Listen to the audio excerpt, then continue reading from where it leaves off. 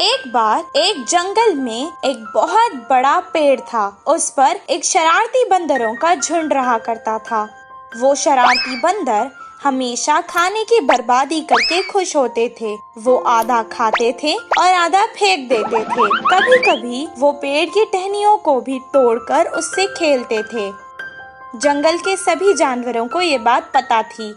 वो सब हमेशा चुप रहते थे, पर कभी उसे कुछ नहीं बोलते थे और ना ही कोई उनसे दोस्ती करता था। कुछ दिन बाद गर्मियों का मौसम आ गया, जिसके कारण जंगल के सभी तालाब और नदियाँ सूख चुकी थी और उनको पीने के लिए पानी नहीं था। बंदरों को प्यास लग रही थी, इसीलिए वो पानी की तलाश में यहाँ वहाँ घूमने लगे और जंगल के बहुत दूर चले गए। बहुत दूर सूरज की रोशनी से जमीन चमक रही थी।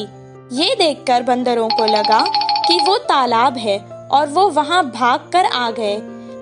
कुछ देर बाद वैसे ही उन्हें फिर से तालाब नजर आया और वो उस तरफ भागने लगे।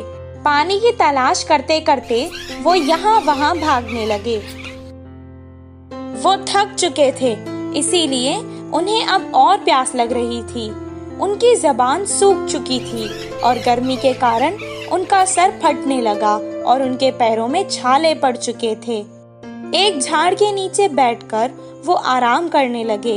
एक बंदर ने कहा, अगर मुझे पानी नहीं मिलेगा तो इस कड़क धूप में मैं प्यासा ही मर जाऊंगा। दूसरे बंदर ने कहा, क्या करे, हर जगह हमें पानी तो नजर आता है, पर जब हम पास जाते हैं वो गायब हो जाता है। वहीं पेड़ के पास खड़ के एक हाथी उनकी बातें सुन रहा था। वो उनकी मदद करने के इरादे से उनके पास आया और कहने लगा, मुझे तुम लोगों पर बहुत तरस भी आ रहा है और हंसी भी आ रही है। क्या सूरज की चमक और पानी में तुम्हें फर्क नहीं पता? उस चमक को तुम पानी समझ बैठे।